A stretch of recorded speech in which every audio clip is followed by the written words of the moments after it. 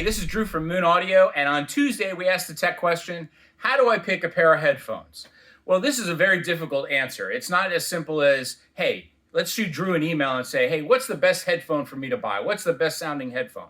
Well, that is a very loaded question because there are so many things that can come into play. Okay, do you want to listen to headphones during the night and you've got a significant other that can't stand the noise? In that situation, you may want to close back. Are you in a situation where you're sitting at a desk and you want to be able to hear people sneak up on you because your wife may tap you on your shoulder and you jump out of your skin if it's a closed back headphone, but if it's an open back headphone, you can hear her coming. So there are lots of different things to think about when picking a headphone. Am I going to use these headphones for travel? Am I going to use them at the office? Am I going to use them at home? There's so many questions to be asked. What kind of music do you listen to? And that doesn't mean that you cannot use a headphone to listen to all types of music. But there are some headphones that really sort of gravitate towards some good types of music. Like Grado's, the Statement series is fantastic with rock and roll, right? But I wouldn't necessarily use them to listen to EDM. For those, I'd go to something like, a Sony MDR Z1R, right? They've got tremendous bass. They're a fun listening headphone. Then you got to think about, well, am I going to be listening to headphones all day while I'm working, or is this just going to be an hour listening? So, for example, these LCD XCs are very heavy. I couldn't imagine, listening to these for 8 hours a day. They're great sounding, great bass, love them. But after about 45 minutes to an hour, I've got to change out. So in this situation, maybe you go with something a lot lighter, like the Fostex TH900. Very comfortable, very light. After 8 hours, I don't even know they're on my head.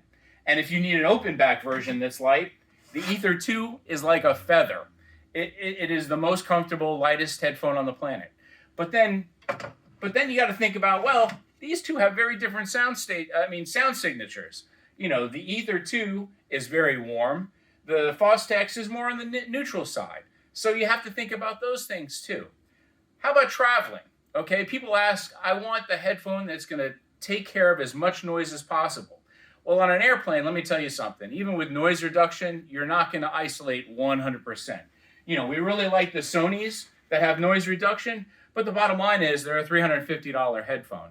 Are they going to let the music shine, like let's say the Focal Utopia at $4,000? No, but what they are going to do is they're going to get rid of most of the engine noise and let you enjoy music. If you really want to have good music on an airplane, I'd highly recommend going to a custom IEM. You're still not going to get 100% isolation, but because the drivers are so much closer to the your eardrums, you're going to get a lot more quality of music from something that has to do DSP correction to get rid of noise. Okay? Then I ask the question, well, like I said, what kind of music do you listen to?